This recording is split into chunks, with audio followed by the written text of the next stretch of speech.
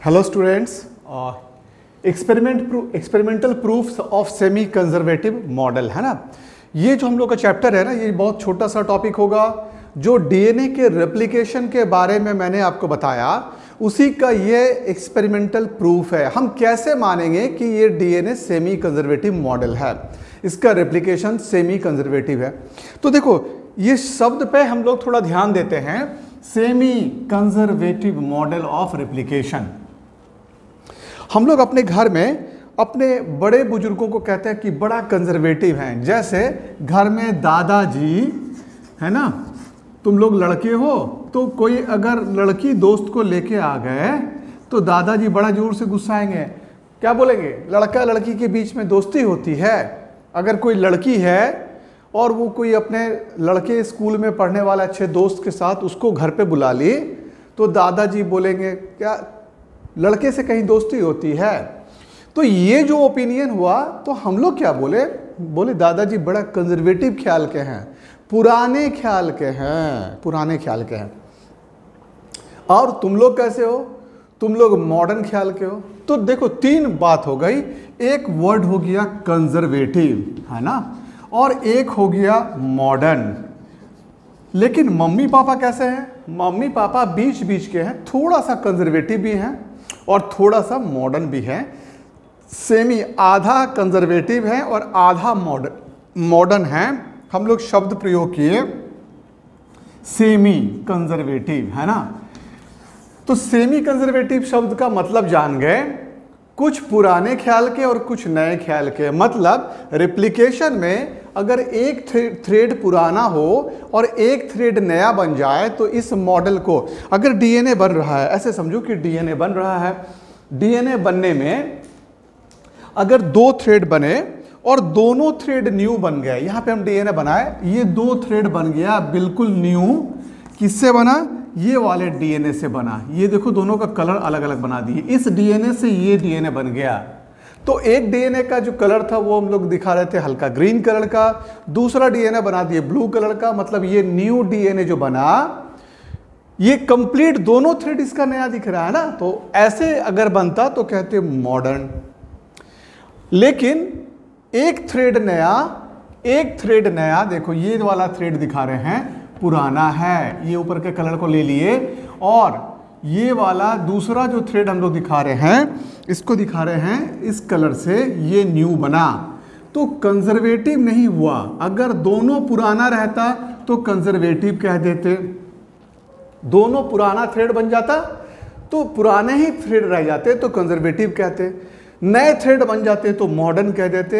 एक थ्रेड पुराना और एक थ्रेड नया कॉम्बिनेशन से डीएनए बना तो इस रेप्लिकेशन के मॉडल का नाम दिया जाएगा कंजर्वेटिव। बोलेंगे नहीं तो सेमी कंजर्वेटिव मॉडल। तो हेडिंग क्या है जान जाओ कि डीएनए में हमेशा दो थ्रेड में से दोनों पे नए नए कॉम्प्लीमेंट्री बेसिस पे आने के चलते दोनों ही थ्रेड इन्वॉल्व होता है, टेम्पलेट की तरह काम करता है, और दोनों से क्या होगा?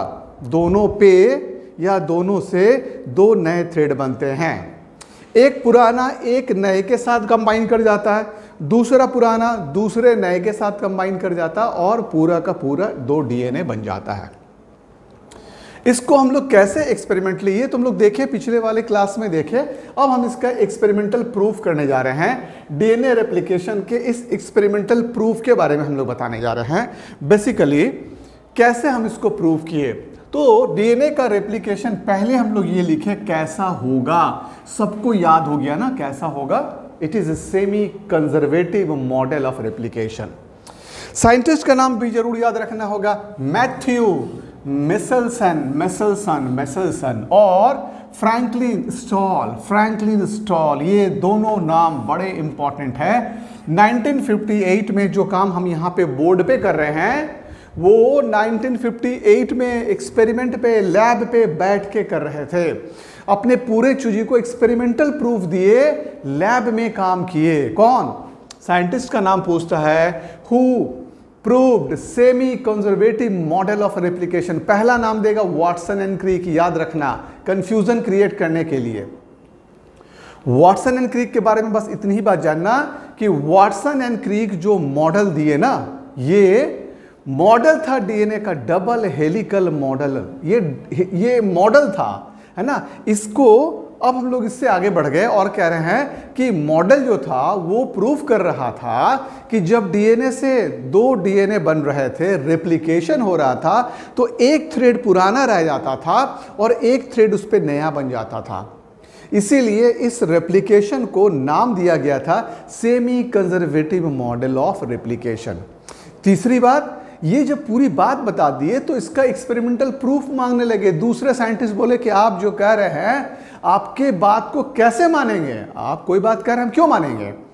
तो इसका एक्सपेरिमेंटल प्रूफ चाहिए था और वो प्रूफ दिए Matthew Meselson and Franklin Stahl in 1958। इसीलिए इन दोनों साइंटिस्ट का नाम इंपॉर्टेंट हो गया। क्या हो गया? इंपॉर्टेंट हो गया। यहां तक सबको क्लियर हो गया, तो आगे बढ़ेंगे हम लोग। ये परफॉर्म किए एक्सपेरिमेंट यूजिंग हेवी नाइट्रोजन। अब दूसरा क्वेश्चन ये आता है नीट में, ये जो प्रूफ किए कैसे किए, नाइट्रोजन के आइसोटॉप को लिए N15 heavy isotope of, normally nitrogen N14 होता है, ये आइसोटॉप ऑफ नाइट्रोजन लिए जो हेवी था N15 को लिए, N15 का यूज करेंगे, है ना।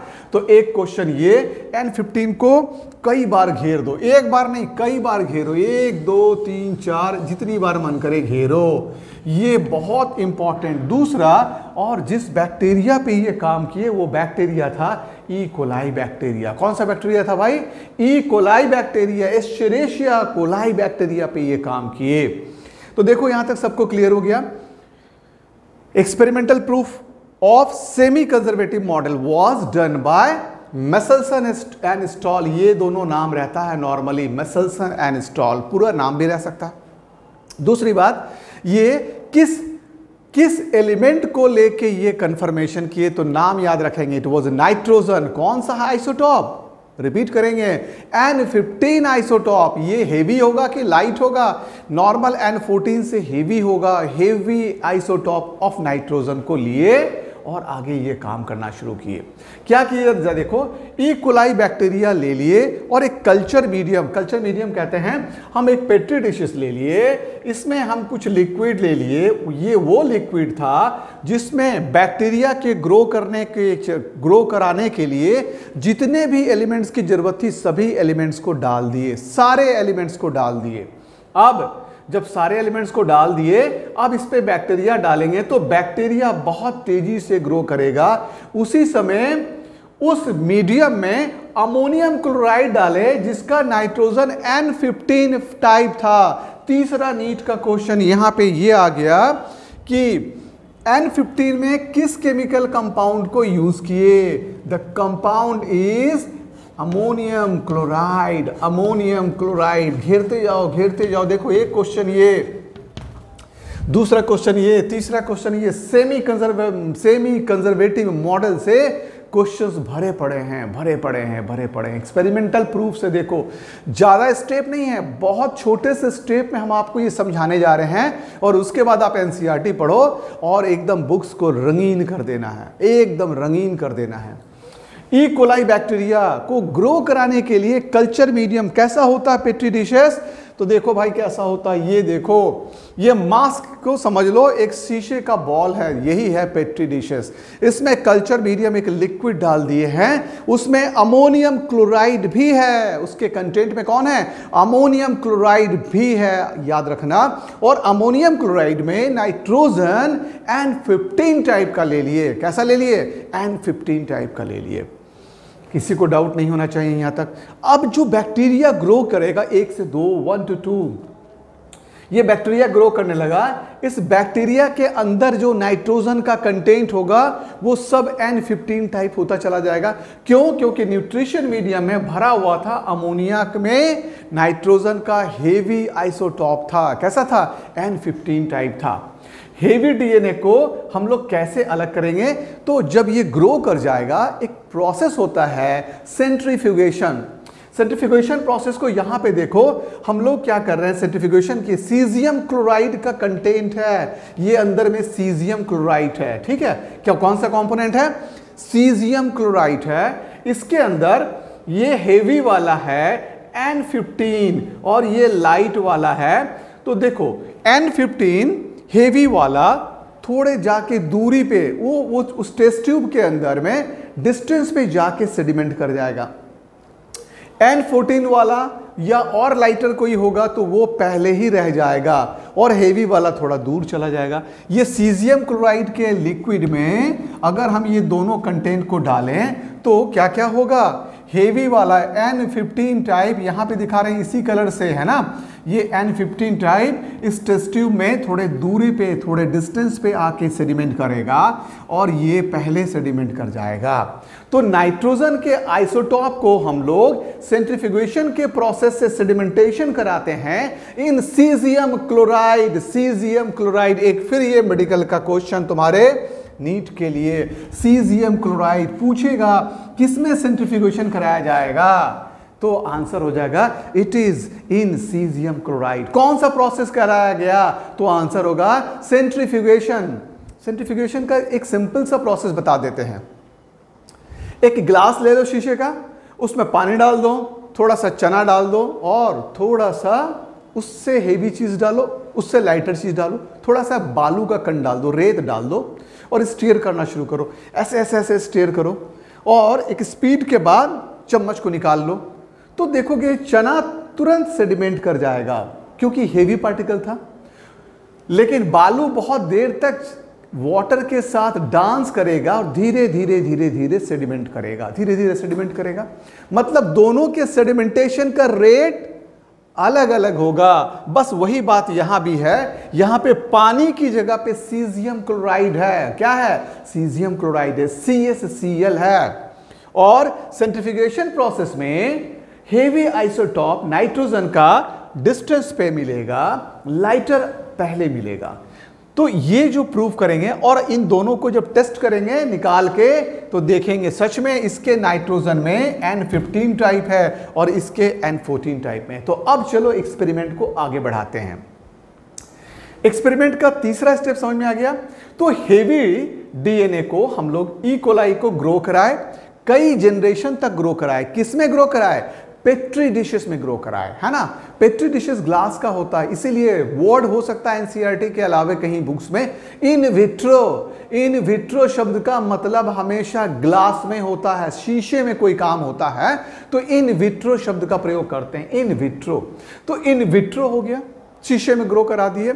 जब ग्रो कराए जितना भी बैक्टीरिया होगा, है ना, सभी में N15 इनकॉर्पोरेट हो जाएगा, जुड़ जाएगा। उसके जहां भी नाइट्रोजन का कंटेंट होगा, अब ये नाइट्रोजन का कंटेंट कैसा हो जाएगा, ये इनकॉर्पोरेट हो जाएगा। नाइट्रोजन का कंटेंट कैसा हो जाएगा, तो बोलेंगे N15 टाइप हो जाएगा। कैसा हो जाएगा, N15 टाइप का हो जाएगा। This is most important, most important, most important, है ना। चलो ये जान गए हम लोग। अब जितने भी बैक्टीरिया होंगे, या बहुत से बैक्टीरिया बन गए, अब हम लोग this heavy DNA is distinguish from normal DNA by centrifugation in caesium chloride. हम लोग प्रोसेस को समझा दिए। सीजियम क्लोराइड में ये दिखा रहे हैं, ये डेंस वाला सेडिमेंट कर गया। Now they are transferred the E coli, और अब हम लोग क्या किए, now they transferred the E coli. अब जो ई कोलाई था उसको फिर ग्रो करा रहे थे नॉर्मल अमोनियम क्लोराइड में, जिसमें N14 था, है ना, N14 था। अब जो ई कोलाई में पहले से N15 था, क्योंकि उसको N15 वाले अमोनियम क्लोराइड के मीडियम में ग्रो करा के उस ई कोलाई को तैयार किए थे। अब इस ई कोलाई को अब हम लोग ग्रो कराएंगे किसमें, नॉर्मल अमोनियम क्लोराइड जिसका N14 टाइप था। तो देखो पहले अब आ जाओ यहां पे, वो डीएनए के दोनों थ्रेड पे N15 डीएनए होगा, N15 टाइप नाइट्रोजन। अच्छा, डीएनए में नाइट्रोजन कहां पे होगा, तुम लोगों को पता होगा, नहीं पता होगा, क्यों नहीं पता होगा। डीएनए के बारे में बताए थे ना कि it is a polymer of nucleotide, polymer of nucleotide, ये तो पढ़ाए हुए हैं। न्यूक्लियोटाइड के बारे में बताए थे, ये तीन चीजों का बना होता है, nitrogenous base, sugar and phosphate. तो देखो नाइट्रोजन का कंटेंट कहां पे आ जाएगा, सारे के सारे नाइट्रोजन बेसिस में नाइट्रोजन का कंटेंट आ गया। तो ये तुमको क्लियर होना चाहिए दिमाग में कि नाइट्रोजन हम लोग क्यों ले रहे हैं, क्योंकि जो नाइट्रोजन बेस है उसका नाइट्रोजन N15 टाइप हो गया। अब ऐसे ई कोलाई को नॉर्मल अमोनियम क्लोराइड डाले उस पेट्री डिशेस में और अब उस पर ग्रो कराना शुरू किया। और हर जनरेशन के बाद, एक जनरेशन में अगर 38 मिनट्स लगा, फिर दूसरे जनरेशन को देखेंगे, तीसरे जनरेशन को देखेंगे, 2-3 जनरेशन में ये पूरा खेल खत्म हो जाएगा और कॉन्सेप्ट क्लियर हो जाएगा। चलो पहले जनरेशन की बात करते हैं। 20 मिनट्स के बाद कल्चर मीडियम को चेक किए, 20 मिनट्स के बाद कल्चर मीडियम को चेक किए, जिस कल्चर मीडियम में अमोनियम क्लोराइड डाले थे, कैसा, N14 टाइप। तो क्या देखे, अब ये जो नाइट्रोजन लिया, एक थ्रेड तो पुराना था, ये तो N15 टाइप ही रह गया, नया वाला थ्रेड N14 टाइप का बन गया। तो एक डीएनए से 2 डीएनए बन गया ना, एक डीएनए से 2 डीएनए बन गया। तो देखो दोनों में एक एक पुराना है और एक एक नया है। दोनों ही नए डीएनए में एक थ्रेड पुराना था N15 टाइप, जिसको सेपरेट करके चेक कर सकते हैं N15 है कि नहीं है सीजियम क्लोराइड में। दूसरा नया थ्रेड N14 का था, इसको भी सीजियम क्लोराइड में सेंट्रीफ्यूगेशन के बाद हम लोग चेक कर लिए। और दूसरे ही फर्स्ट जनरेशन में ही हमको क्या मिल गया, फर्स्ट जनरेशन में ही 50% N14 एंड 50% N50 टाइप मिल गया, N15 टाइप मिल गया।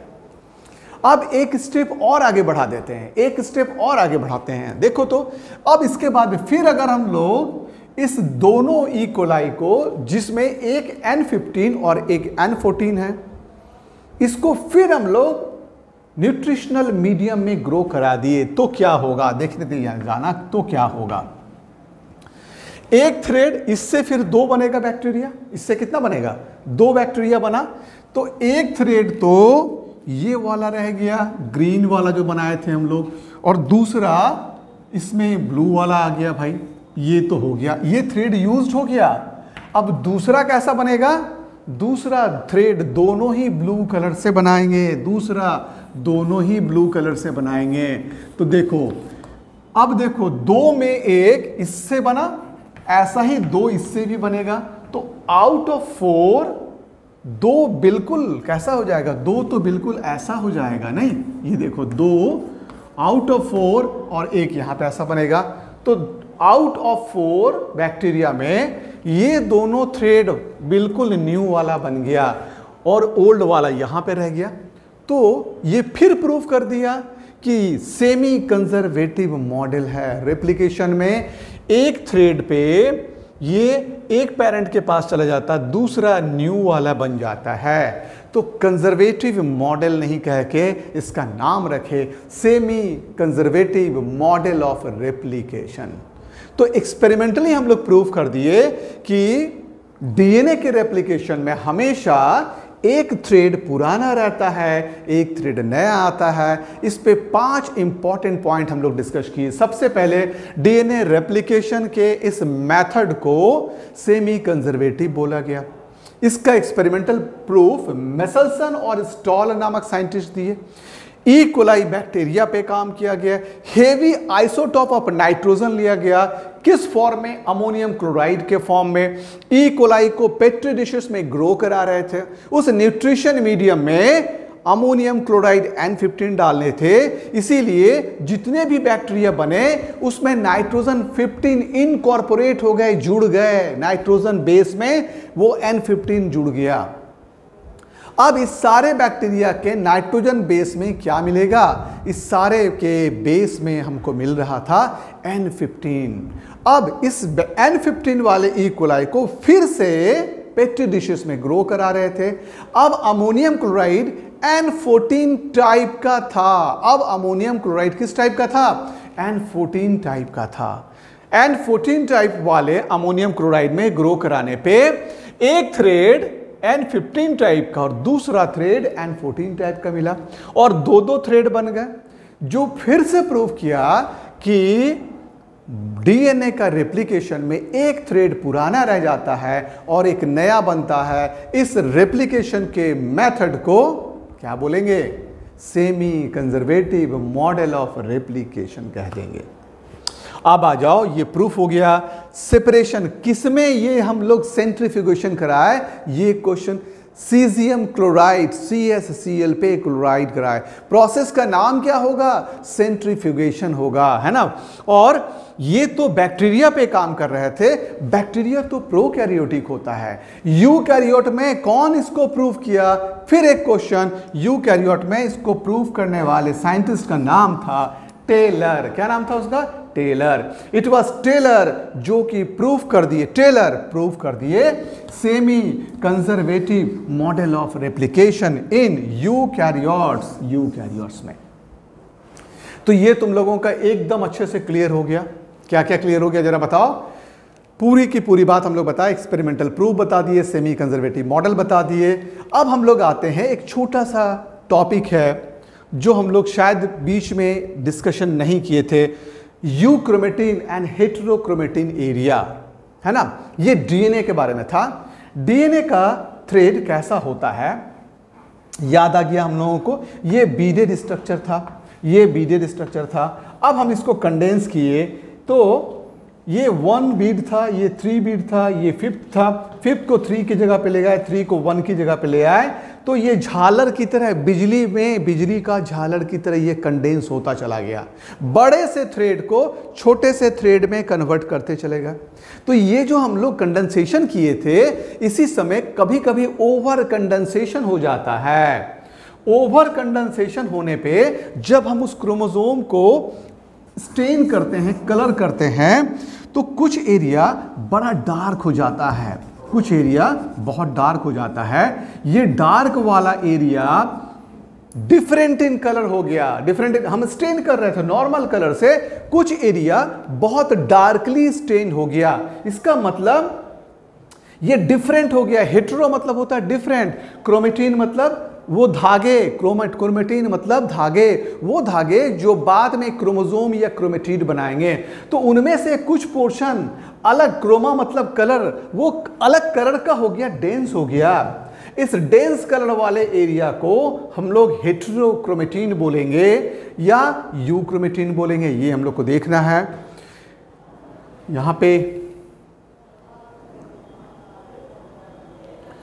पे हम लोग का जो हम लोग लिखे हैं ना, ये हम लोग देखो, यहां पे होगा हेटेरोक्रोमेटिन, हेटेरो यहां पे होगा, चलो हेटेरो यहां पे होगा और यू यहां पे होगा, यू यहां पे होगा। तो देखो, जो डेंसली स्टेन वाले एरिया थे ना, ये वो एरिया था जहां पे ओवर पैकेजिंग हो गई थी, जहां पे ज्यादा पैकेजिंग हो गई थी। तो ज्यादा पैकेजिंग वाले एरिया को हम लोग क्या कह दिए? ज्यादा पैकेजिंग, जहां पे कंडेंसेशन ज्यादा हो गया, ये हेटेरो मतलब डिफरेंट हो गया, तो डार्कली स्टेनेबल हो गया। डार्कली, इसको जब रंग किए ना तो ये डार्क कलर का हो गया। ये वो एरिया था जो डेंसली पैकिंग के चलते बहुत ज्यादा इसमें पैकिंग हो गई थी, बहुत ज्यादा कॉम्पैक्ट हो गया था। इसी के चलते ये ज्यादा कलर को रिटेन कर लिया और कलर दिखने लगा। ट्रांसक्रिप्शन इनएक्टिव, इस एरिया से डीएनए का आरएनए नहीं बन पाएगा, इस एरिया से आरएनए नहीं बन पाएगा। ये डीएनए का इनएक्टिव एरिया हो गया, इतना ज्यादा कंडेंसेशन हो गया कि ये काम करना बंद कर दिया। इसको ऐसे समझो, एक नॉर्मल क्लासरूम में 25 बच्चे बैठ के पढ़ सकते थे, तो सभी बच्चे पढ़ रहे थे। अब एक दिन सर 200 बच्चों को बैठा दिए और बोर्ड पे पढ़ा रहे थे। अब देखो बच्चों की सिचुएशन क्या थी, एक बच्चे के पीठ पे दूसरे की कॉपी, ये बच्चा ऐसे हिला, उसकी कॉपी हिल गई, कोई बच्चा ऐसे हो गया। तो क्या हुआ, एक भी बच्चे का कंसंट्रेशन नहीं हो पा रहा था, वो पढ़ाई नहीं कर पा रहा था। तो जब ओवर कंडेंसेशन हो जाता है तो परफेक्शन ऑफ वर्क नहीं रह पाता। तो हेटेरोक्रोमेटिन डार्कली स्टेनेबल क्यों हुआ? क्योंकि कंडेंसेशन ज़्यादा हो गया था, ओवर पैकेजिंग हो गई थी, इसीलिए डेंसली पैक्ड हो गया था और वो अब काम नहीं कर पा रहा था। ट्रांसक्रिप्शनली ये इनएक्टिव हो गया था। ट्रांसक्रिप्शन का मतलब बता चुके थे, डीएनए से आरएनए के बनने को ट्रांसक्रिप्शन कहते थे। तो ट्रांसक्रिप्शन वाइज ये इनएक्टिव हो गया था। तो क्लियर हो गया ये। तो लाइट स्टेन क्रोमेटिन के बारे में हम लोग बता दिए। तो हेटेरोक्रोमेटिन और लाइट वाले को बोलेंगे यूक्रोमेटिन, है ना, लाइट वाले को बोलेंगे ये लाइटली स्टेन्ड हो जाएगा। ये क्रोमोसोम में लाइट कलर से दिख रहा होगा, ये पूरा का पूरा लाइट कलर का दिखाई देगा और ये एक्टिव एरिया पूरा का पूरा एक्टिव होगा। चूंकि यहाँ पे पैकेजिंग बहुत नॉर्मल हुई थी, इसलिए पूरा का पूरा एरिया, पूरा का पूरा कंप्लीट डीएनए ये एक्टिव हो जाएगा। तो चलो ये हम लोग का 9th क्लास हो गया। एक्चुअली बीच में 2 क्लास को हम लोग मर्ज कर दिए, है ना, इसीलिए ये 9th क्लास है, नहीं तो ये 10th क्लास हो जाता। ठीक है, तो अब हम लोग नेक्स्ट वीडियो की तैयारी करते हैं। तो से good bye to all of you. तुम लोग एंजॉय कर रहे होगे मेरे क्लासेस को, और बार बार हम लोग ये कर रहे हैं कि जो हम लोग का तरीका पढ़ाने का ये तरीका थोड़ा डिफरेंट है। बाकी लोगों से हम समझाने पे बहुत ज़्यादा ध्यान देते हैं, और ऐसे यूट्यूब पे जो मेरा क्लास आ रहा है उस पर तो मेरे नंबर होंगे ही होंगे, है ना। तो उसके अलावा तुम लोगों को, हाँ ठीक है, उसमें मेरे नंबर्स तो चल ही रहे हैं। कोई डाउट होगा तो मैंने कहा था 8 बजे के बाद तुम हमको मेरा इंस्टाग्राम भी है, नहीं, और फेसबुक भी है, कहीं भी हमको तुम क्वेश्चंस डाल दोगे, you will get the reply. तो bye to all of you and enjoy your class.